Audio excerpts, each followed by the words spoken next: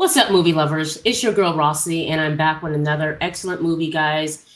This movie is called Precious. It's a 2009 film starring Gabrielle Sidibe, Monique, and this movie was everything. I haven't seen it in years. If you guys haven't seen it, you can watch it on YouTube. You can stream it just about anywhere.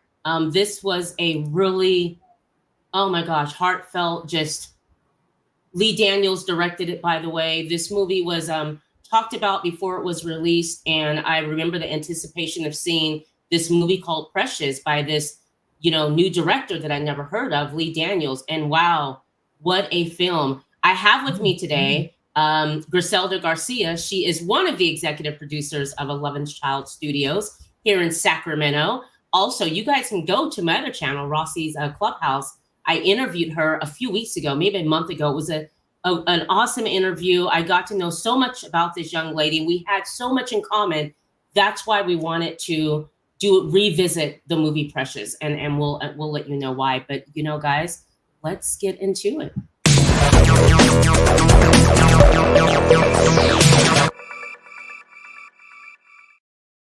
Okay, what's up, Griselda? Hey, what's up? Thank you for having me again. Of course, absolutely. And we're going to have you again. We're going to have you again. We're going to have you again.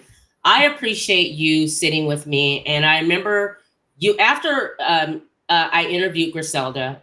She, like I said, she's one of the executive producers over at 11th Child Studios here in Sacramento. This studio, they're doing big things. They have movies that they're working on. They have future movies that's out. And at the end of the show, we'll talk to Griselda and let her tell us a little bit about what's going on right now with them, because they're very busy. So I really appreciate her time coming and sitting with me and discussing this movie. Anyways, guys, so we have this interview on Rossi's Clubhouse, my other channel, and we get off the live and we sit for about an hour or so, and we're talking and we realize, oh my gosh, we have so much in common.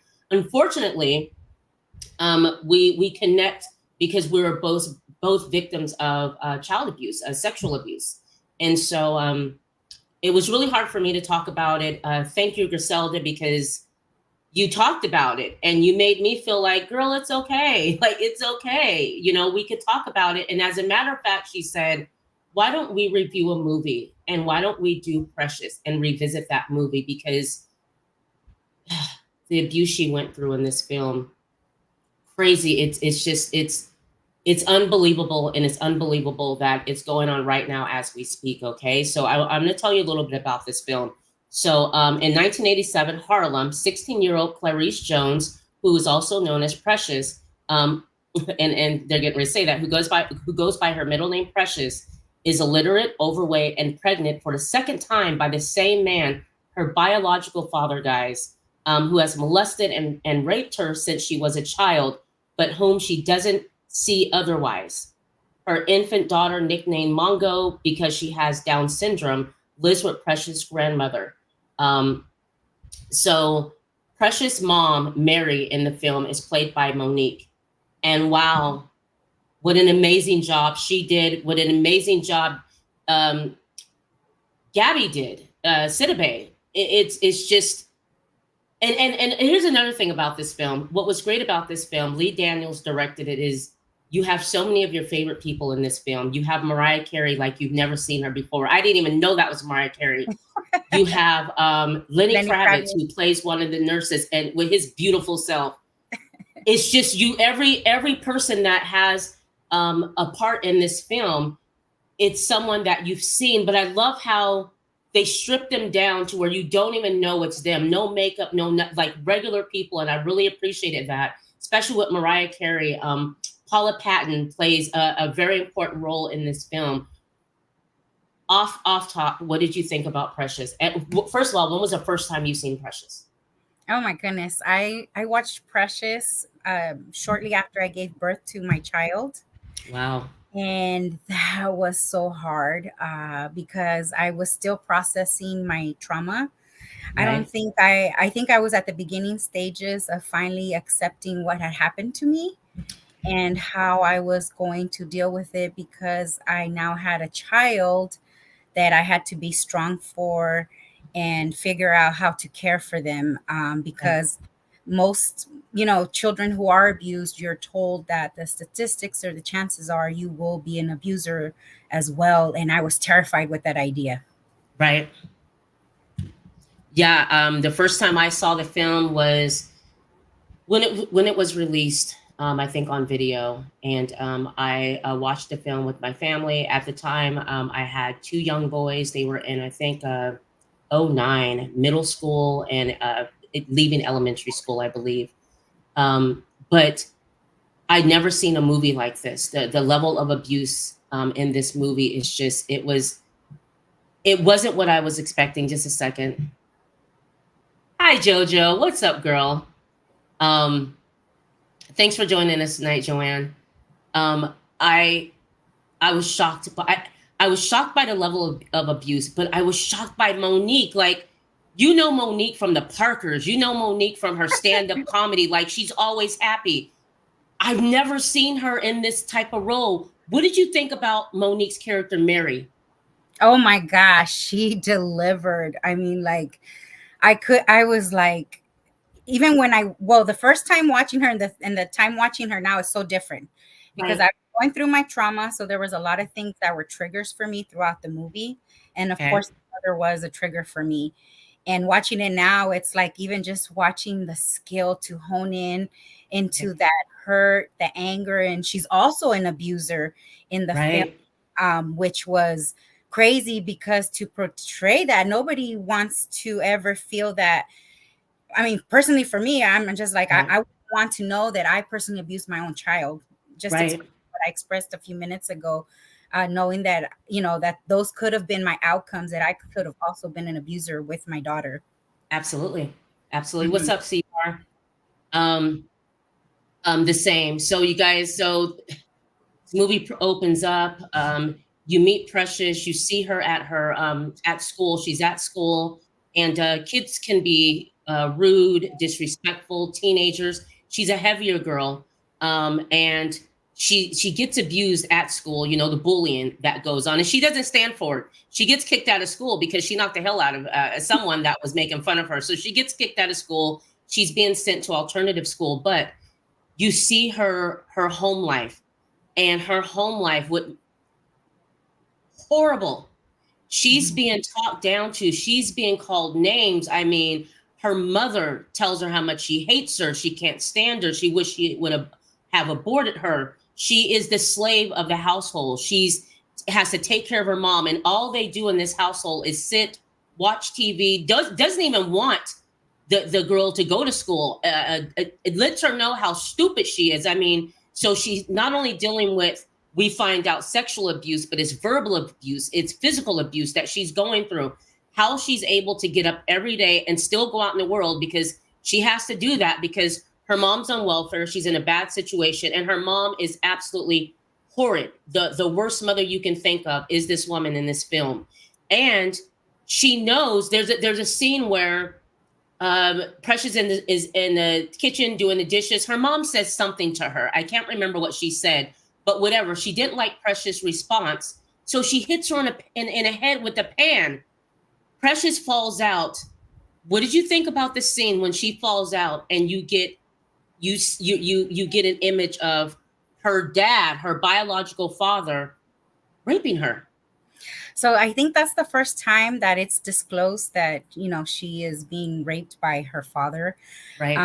And there's a couple things I think that are going on in that scene. One, it's establishing the relationship of the two Yep. characters, Yep. how much anger the mother feels, because being raped by your father is more common than most people talk about, or some stepfather or stepmother or Right. mother, or someone in the family. It's much Right. more common. I believe the statistics are 38% of abuse are Wow. usually abused by someone that's it, a family member.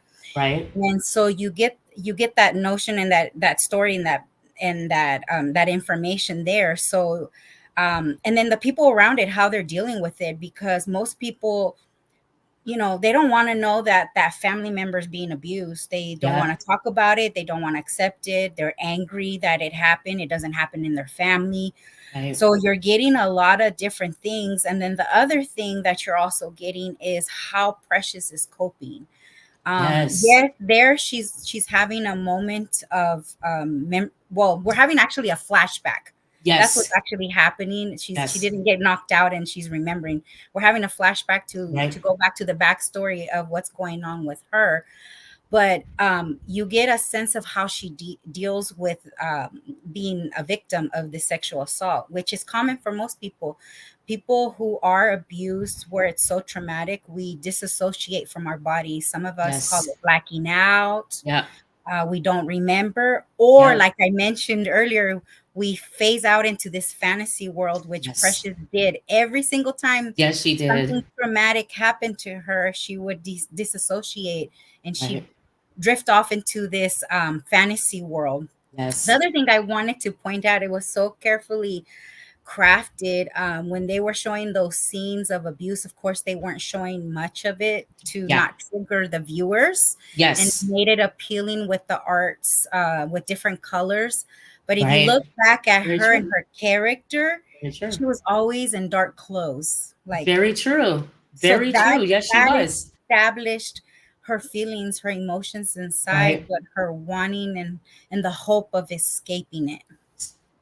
One thing I want to say about that scene when she's having that memory of going back and you get to see what her father's doing to her, right in the background, you see her mother Mhm. walking by the room and standing there and watching this go on.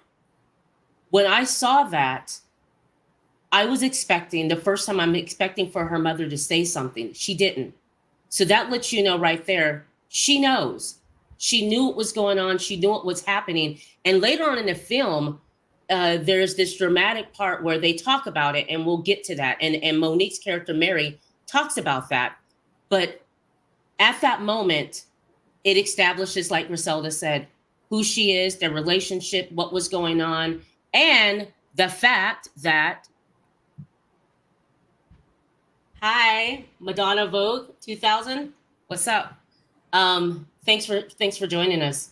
You established that this has gone on in the household, and then the fact that the mother has a jealousy against Precious because she views it as, you took my man, you took my man, and she even says he gave you babies that he couldn't give me. So the hatred that she has for Precious is established as well. That's why she treats her that way. She talks to her crazy, and she has her scared. But Precious is just a check. The kids are just a check. And the way she talks about the baby, one of the great grandmother, like Griselda said, someone knows. They just don't talk about it. And when you have the scene where the grandmother comes over, because the baby is not living with Precious and her mother, it's living with the grandmother. But when the social worker comes over, the grandmother, which is crazy to me, brings the baby over so that everything can go well, and that so Precious mom can get the check. So she's just dollars in that household. But when she goes to school, it's like an escape for her. Even though she's being treated like this, it is an escape outside of the house. Um, the alternative school, or we'll talk about the woman coming to the door, the teacher coming to the door to let Precious, wants to talk to Precious' mom. Do you want to talk about that interaction and how she threatens Precious, like, get this woman out of here. You better get out of here right now. So a few things too, going back even to where she gets hit on the head. Yes. When people are victims, the Mm, perp has to continue control. right. So control can be in forms of confusing love, telling them they love them. Yep. And then at the same time, it's also violent, Oh, because God. they want to scare that person, keep that person. They're stupid. They can't do anything without me. You'll never Right. be able to survive this situation. They don't say it in Right. those words, but Right. using the words that Monique used towards her daughter, she was telling her those things to keep the Yes. control over her. So so she felt she had no escape. So Right. when she heard those words from that teacher, like, Mm. hey, so and so was saying how good you do in math, I don't understand what's going Right. on. You know, even her, she like drifted into this fantasy world right away. Like, wow, I can't believe they're noticing me. And Right. then she later was looking at the pictures that were Yes. blinking, like the Yes. teachers were blinking their eyes Yep. at her, like she was someone special, because Right. she was her own reinsurance to keep herself in the reality in the moment and not Absolutely. drift away. And I think because of that, and her being able to toggle between fantasy and reality was what pushed her to better herself and help herself.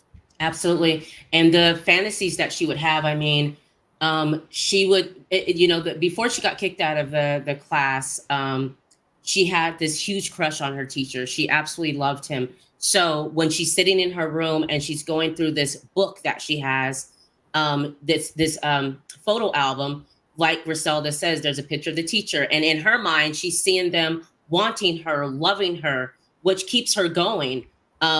And her fantasy world, which is really sad, the part where she's getting ready to leave out and she goes to the mirror and she's looking at herself. And I think that's a little bit towards the middle of the film. But I wanted to point this out, that she sees herself as someone, because she's been told that she's ugly, she's not this, she's not that.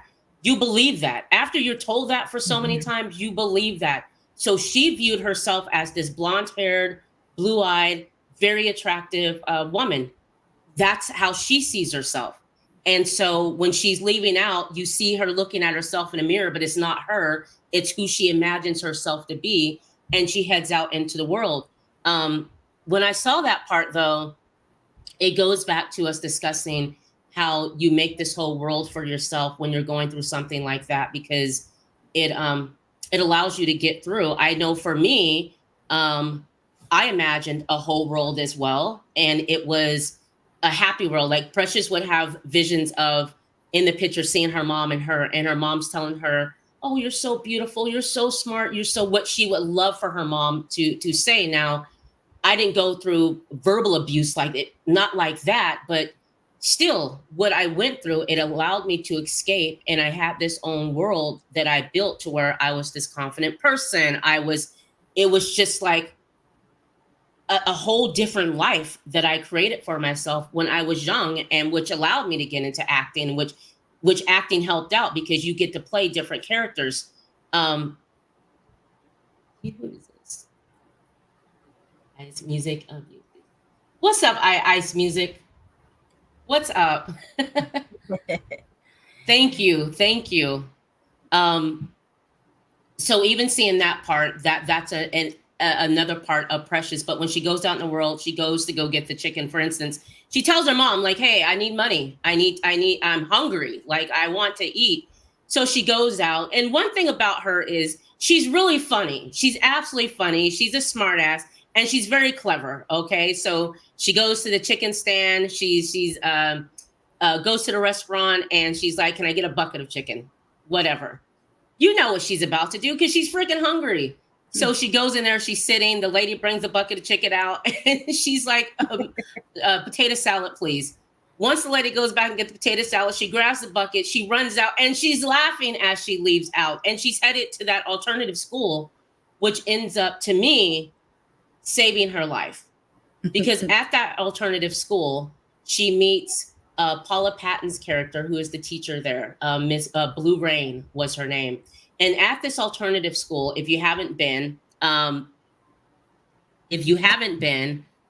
look at Gianna. Hi, Gia. This is Gia Garcia. We spoke about her. This is a talented young actress that head up a film a few years back called Little Ann the Comedian. This young lady is talented. I'm sure you'll see more of Gia as she gets older. What's up, Gia? Anyway, so she goes to the school. What did you think about the school? The fact it's an alternative school, which means you have some girls that had children. You have some girls that are pregnant. Just this small group of women that all are going through something, And Precious is very secretive, and she has to be secretive because she's deathly scared of her mother. She doesn't want it to get out. It messes up the food stamps. It messes up everything that they have. So in a way, when you're a child of abuse, sometimes you tend to protect the abuser, because you don't want, I don't know how to say it. She's Well, I carrying think the we world on her. Go ahead. Go no, I ahead. was gonna say I think we were talking about it last time. Families tend to protect the abuser because Yes. it's either normalized, it's established, it's something that happens in the family. We just don't talk about it. It's kind of like Right. the Bruno, don't talk about Bruno. Right. We were laughing about that, but it's true. It's just Yeah. um it's generational for some families. For some families, I'm going to Yes. go back to the scene that you talked about where Monique standing in the back watching her daughter get abused. I have Yes. worked with so many women where women tell me, I was screaming and I know my mom was in the other room and she heard me. And I'm going to then tie this to also the part where Monique is talking to Mariah Carey, the social worker, and she was like, my mom taught me this is what I do. Like, Right. how in her mind, how is that wrong? Because the first persons you learn from are your parents. And if your parents are the ones that are teaching you these things, how do you then sit there and say what is right, what is wrong? Life becomes skewed, and then when you Right. start to realize that it's wrong, um you're like, oh, and I think I shared with you off mic, when I was going through my abuse, because I was being abused as early as I can remember, probably as young as Precious. I want to say Okay. 3 years of age. Right. um I had a friend who I got close with, and it could have been because we matched our energies with what Okay. was going on. So she was talking to me about her abuse, and then we were sharing stories, and we just thought it was normal. We thought that every child went through that. Yep. but Yep. but the funny part was somehow we knew not to talk to anyone about it but each other. Right. And we talked about it and compared notes and everything matched. So I was like, it's happening to you, so it's happening to me. So there's Right. nothing wrong. But yet somehow something inside of me was burning that it was wrong. And you can see it in Precious's face. It was just burning, dying to come Yeah. out, but she didn't know what to do because she's so Right. conflicted from the messaging that her mother gives you. Nobody loves you. I'm the only one Right. that loves you. Me and Right. Cole loved you. We loved you Right. so much. They kept changing the message of what real love is. So for Right. her, it was jaded. And Right. sometimes most victims don't even know how to love others because they don't even know how to love themselves, because they don't understand what love is, because Absolutely. love is what is taught at home. And if home teaches you that, Yeah. how can you love others? you know Absolutely. It's just like the little girl that when every time she come out of the house, the little girl that always wanted to play with her, and would you play at me, Precious? Would you? And the way that she treated the little girl, to the point to where when she knocked the little girl down, and you know why? Because if she comes out of that environment, her way of treating it's like I got abused, so I'm going to treat you like crap because I got abused. And Mhm. so she was always really mean to that little girl, and we find out later that the little girl also was going through something in her household, and her mom was treating her just as bad. Mhm. That's later on in the film. But going back to this class that she's now in at the alternative school, she meets a group of women, young girls that ends up helping her, that ends up becoming like an extended family. And then the teacher, Blue Rain, who's played by Paula Patton. Wow, I mean, it opened up Precious' world. I mean, when she first got to the class, remember she wanted them to share something in their journal, something about them, what they're good at. So all the other girls who are pretty much outgoing young ladies, they're sharing what they're good at, all this stuff. When it comes to Precious and it's her turn to share something, she's like, I don't want to do it. Can I skip too? Because another girl wanted to skip. So she's sitting there and the teacher's like, all right, she goes to the board, and then Precious like, no, I want to share. I want to share. She shares everything, but when it gets to what she's good at, she's like, I'm not good at anything. And the teacher's Mhm. like, well, you have to be good at something. She's like, no, I'm not. I'm not good at anything. That's how down, I mean, that household, I mean, listen, this household had no windows. It was dark. The mood in the household was just dreary and just thick. And you could feel that watching the film. And when she goes out in the world, it's like she could breathe a little bit. But this school became her center of everything. The teacher takes them out. She gets close with the other girls. You start to see her smile more, laugh more. She's doing her hair. She's doing all this stuff. But she would still go through these fantasies of if something happened. I remember the scene later on when she finds out later on that her dad died. Remember the scene that she's like, she goes into this imagination of she's at this photo shoot and everything's great, and even the music that's being played, the happiness that she has from finding out, ding dong, the witch is dead. You know what I mean? It's kind of like that. He's gone. The scene where she's pregnant and she has the baby and she's in class and she's sitting there and she's being rushed to the hospital because she's pregnant again.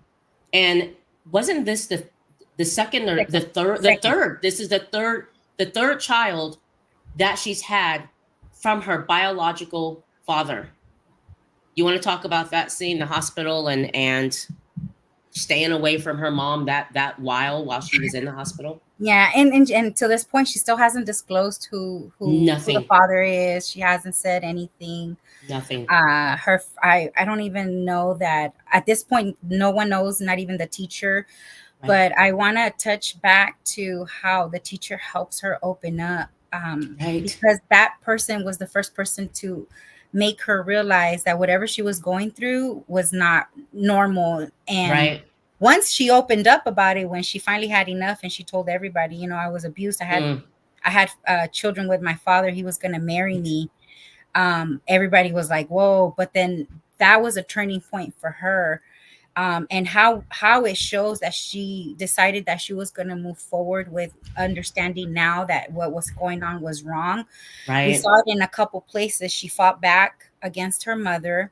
Yes. And then when she put the scarf against the little girl that was abused, that was also showing that she was ready to also let go of what she was going through, and she was going to move forward. And she was hoping that little girl understood. I see you. I know what you're going through. Exactly. Yes. Yes. And it takes someone to sit there and tell us that what you're going through is not right. What you went through is not your fault, because what happens is through the abuse. And most people who are sexually assaulted, that's not the only form they're going through. 4 or more forms of different types of abuses. You covered a few: physical, emotional, verbal, financial, whatever it is, spiritually. And so you're in constant battle with yourself, trying to figure out, am I worth it? What does anybody even care? And you don't. And I think that's why a lot of people get stuck in that cycle of abuse, because you have no outlet. And until you find that outlet, or that outlet finds you, then your whole life changes. And I feel like even then, once you're validated that it's not your fault, that you had nothing to do with that, however it is that you come to realization of that, that's when the process of healing starts for many. Absolutely. And that's what I'm hoping someone here that's listening to this catches, that it's not your fault. It's not your fault. And if you're going through something, please reach out to someone that's safe. There's lots of information on the website. I know you're going to share some phone numbers, but it's not okay for you to be going through any type of abuse. Right. Absolutely. And, and also, like Gricelda, she said it's as far back as she can remember, 3 years old. And Precious, we find out, was 3 years old when the abuse happened.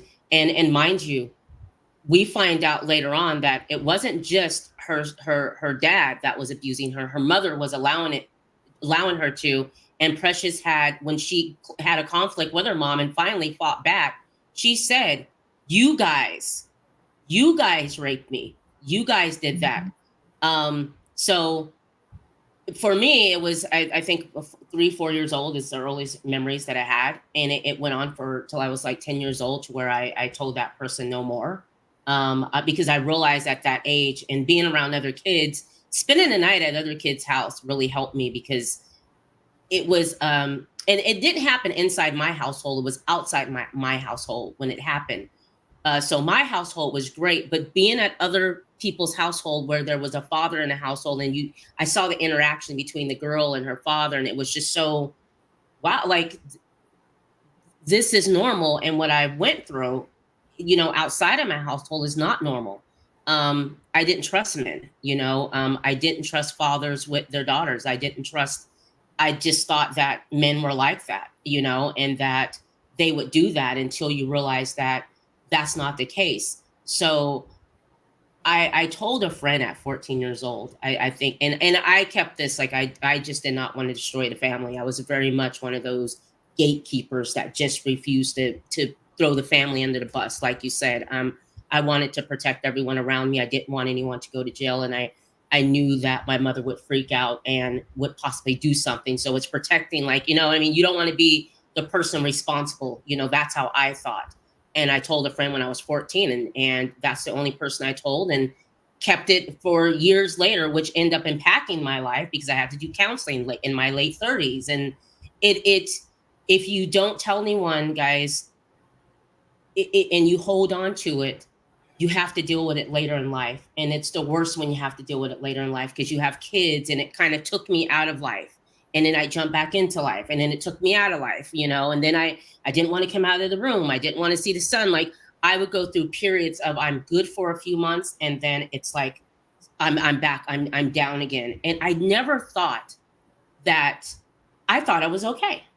I thought I was Mm, dealing with things okay. I just figured, well, I may have, 2 months at home, because I just can't physically go to work and be around people, because I didn't know what I was going through. It was just so much. So I really wish that I would have been able to taken care of it earlier on in life, so that I didn't have to go through that. Regardless, I went through it, got counseling, and there's times where you still deal with it. You still think about it. Watching this film was not, for me, I cried throughout the whole film, because it was just, you remember certain things. And even though you may not have gone through that level of abuse, the physical, the verbal, it's still, it's the way it's conveyed through the movie. It touches you, and you feel for Precious. I cried for her. It's like it was real, because that someone, as you're watching this film, is going through that, and that level of abuse is mm. happening every day. And so that reality hits you, like, this is a film, but this is someone right now, as I'm laying here crying, is going through it for real. Oh my Anyways, gosh. yeah, Yes. right. No, I know. My daughter was sitting watching the movie with me and she was like, "Mom, I can't watch this. I can't believe people go through this." I said, "Yes, Right. babe." I said, "A lot of us don't realize how lucky we are when we don't have that level of abuse. And not that anybody Yes. deserves to have it, but there's people out there that the abuse is just as great or even greater, the things that people suffer. And to hear survivors talk about it, and try to help others, that's like a turning point for me. Yes. Like, I told myself that my pain one day would be my source of joy, and I would be Right. able to share with the world what has happened to me, but that there is hope and there is light. And that's what my daughter was kind of conflicted. She was like, "Why wasn't the movie created in a happier way?" I said, "Because you can't. I mean, Yeah. you can't. That's not happy. The thing that was great was the way the movie ended. In the book, the Yes. she dies, but in the movie, I think it left it in a sense where there's hope. Yes, Right. she was diagnosed with HIV. HIV, but with Right. HIV you could live for a long time. And not Yes. not saying that was a good thing for her, Right. but it ended it there with her children and her walking out and Yes. finally saying no more, no more abuse. And that was the hope Right. there. And that's the Right. message, that if someone can help someone going through that, or if that someone that's going through someone can figure out how to come out of Yeah. that, then that's the story there. And Right. for me, one of the things that you said when you were talking about the abuse and everything you were going, for a long time I was in a dark place. Everybody around me, I felt like their life moved on and they were Yeah. doing great, and I was still Right. stuck. I was still Yep. stuck. And I was Yep. stuck. I was stuck because I didn't know how to get out of being unstuck. Right. And for me, the only thing that I had was to just create this fiction world where I Yep. was who I wanted to be. And Yep. then once I got unstuck, thanks to the grace of God and His love, Right. I'm like, this pain I have Yeah. is the source of my joy, and I'm going to turn it around and tell his story for his glory, because Right. it's not my glory. Because if anything, I went through this because I know that one day I'm going to have an impact on people who are also going through the same thing. Right. And I hope that message is today, because I feel like we said earlier, this is just something that just doesn't stop. Right. It's been happening. Yep. It's happening, and it's going to happen. And the only way that this can stop is if we talk about it and we Absolutely. help others and we don't shame people. And if someone Right. says something, it shouldn't be a taboo no more. And it should be Right. normal to talk to your child that people shouldn't touch you here, shouldn't do these Right. things to you. And if you were abused, and maybe you're in the midst of being an abuser, it's never too Right. late to change, Absolutely. and get Absolutely. help. Absolutely. I agree with that. And Mariah Carey being the social worker, there she had Precious had to she obviously you can if you were in that film, or if you knew someone like that, you can see sometimes that something's not right, and you be like, oh God, I hope that nothing's happening to that little girl or whatnot. Mariah Carey's character comes into play as the social worker, and unfortunately, like she told Precious, I'm not giving you cash, I'm not giving you this, because she had to get those things until I find out what's going on. So, you know, in the movie, it's been a year that she's known Mariah Carey's character as a social worker. So this scene that is this huge buildup, because after Precious has her son, little baby, she wants to keep him. Everyone's like, it's probably best for you to give him up. She didn't want to do that. She actually wanted all three of her kids, so she kept the one that the recent baby that she had, the little boy. Anyway, she ends up going home because her mom wanted to see her. She had to go home. And her mom, as she comes to the door, where have you been, Precious, with the cigarette in her mouth? And she shows, that she had the little boy. I was scared when she asked, can I hold the baby? Because I'm Oh, like, she has that me cigarette. too. And I can't remember what happened because I hadn't seen the film in so long. So I'm thinking, oh God, please don't let this woman burn this baby. Because at this point, I'm just like, I have a headache from crying at this point. Okay. I am just really devastated by this film. And so she takes the baby, and Precious is in the kitchen because her mom tells her to go get her something. Like I said, she's the maid in the household. She has to do that. She throws the baby down. Precious Mhm. mom throws the baby down. And that's the part where Precious, being a mother now and had this confidence from being at this class with this teacher that had her open up, when she saw that baby being thrown down and asked her mom, what is up? Mhm. What's wrong with you? They get into a fight, and she finally handles her mother. Finally, Monique's character, Mary, wants to kill Precious at this point because how dare she talk back to her? And Precious has never done that. It's yes, ma'am. It's this, because she knows what's going to happen. This scene, when your baby is at risk of being hurt, as a mother, that instinct comes out. And she wasn't about to let someone take the new baby away from her. So they get into a fight. She leaves out, and the mother threw that TV and almost hit her and that baby. From that point, Precious was gone. Like she said, you'll never see me again. When they have this buildup at the social work office with Mariah Carey, she tells Precious, your mom's been calling. She wants to see you. She wants to know how you're doing. She's here.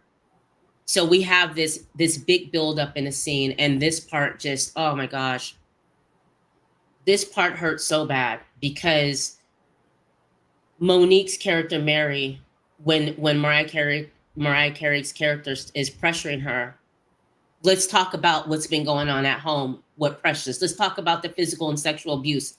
She didn't want to talk about it because at this point she's shame. She's shame. Her secret is out.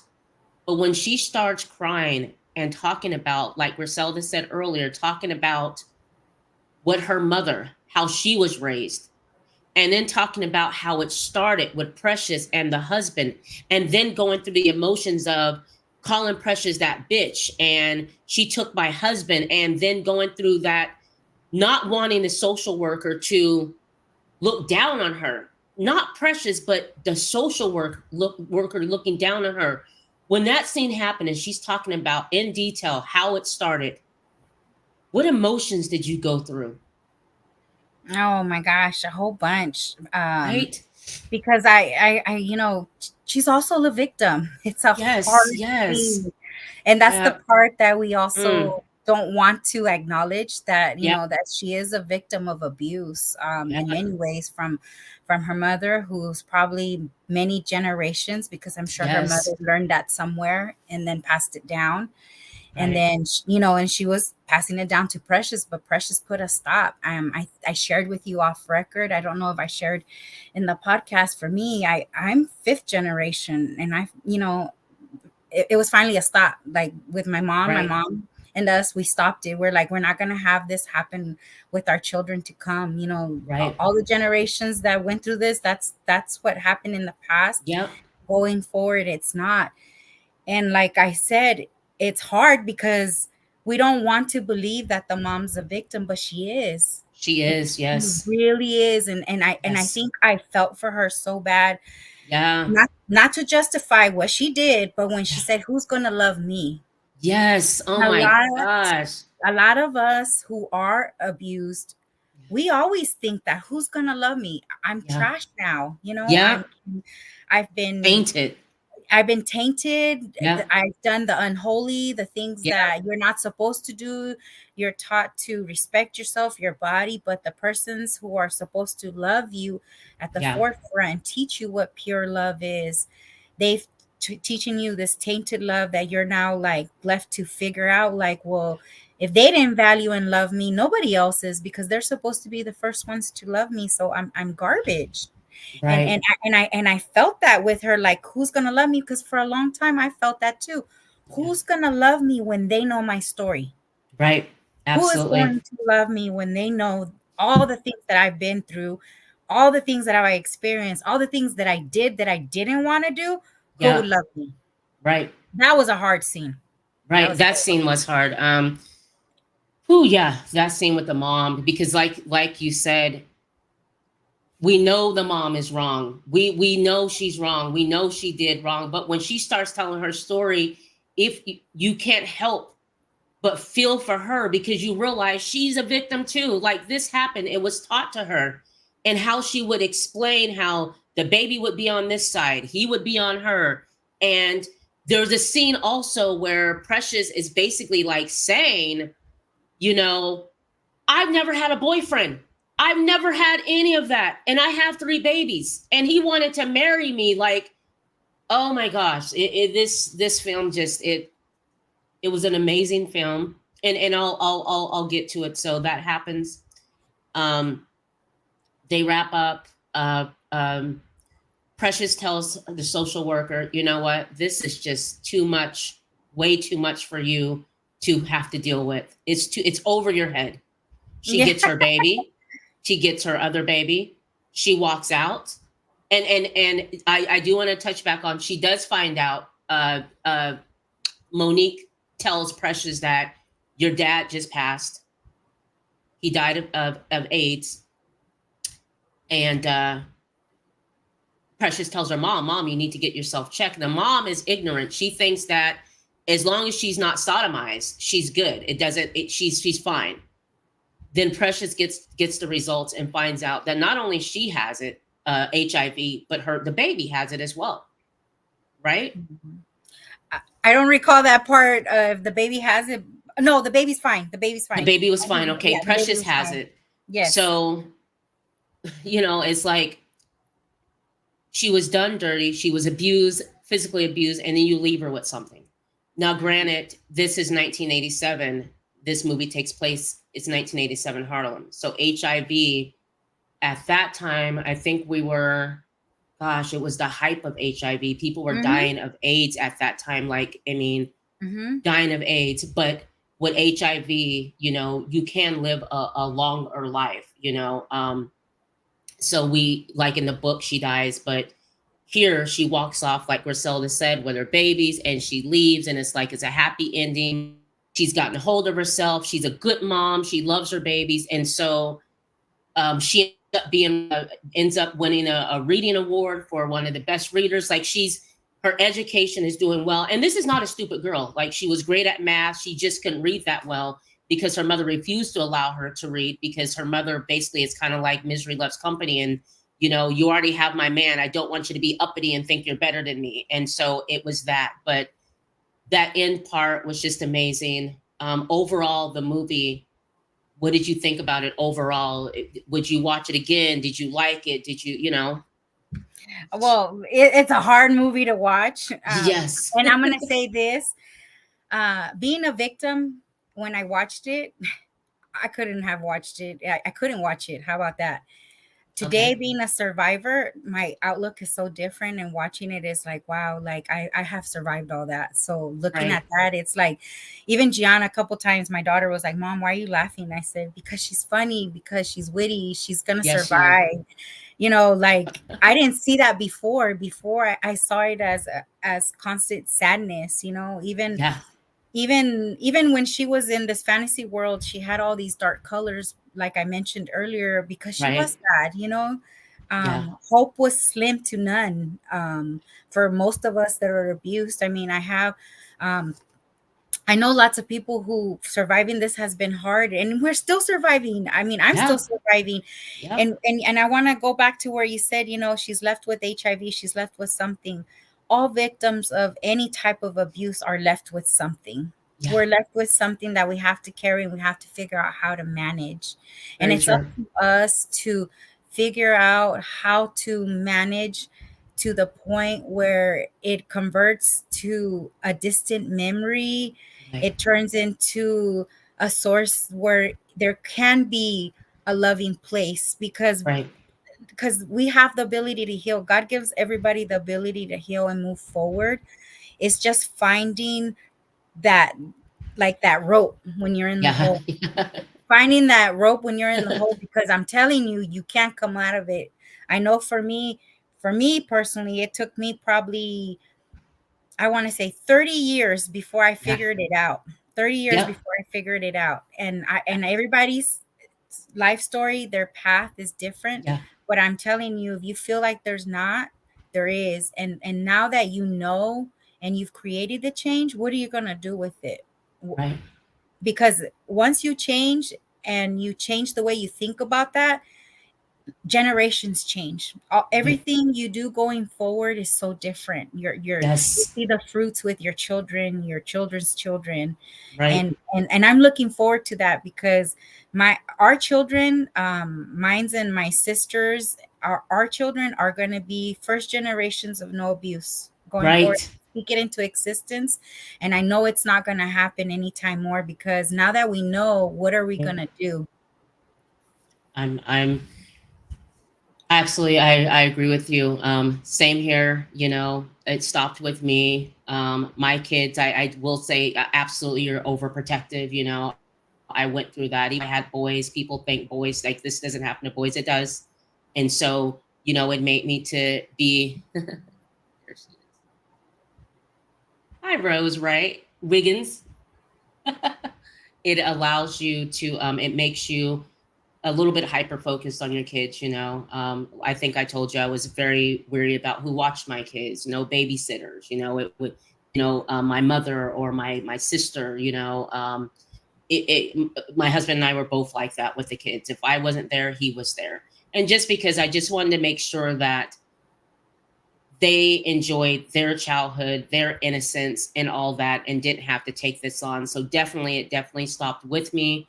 You guys, there's a number. If you are going through any type of abuse, I'm going to give you this number. I will make sure that it is in the videos that we post. Um, Tell someone, talk to someone. If you have a teacher at school that you totally can trust, start with her. If there's a counselor at school, start with that person. If you have a best friend or a best friend's mom that you trust, start with them. Boys, women, men, whoever, start with those people. There's someone out there that would help you and take you out of this situation. You're not going to get in trouble. You didn't do anything wrong. You could be saving a younger sister or a cousin. You could be saving a lot of people and saving yourself.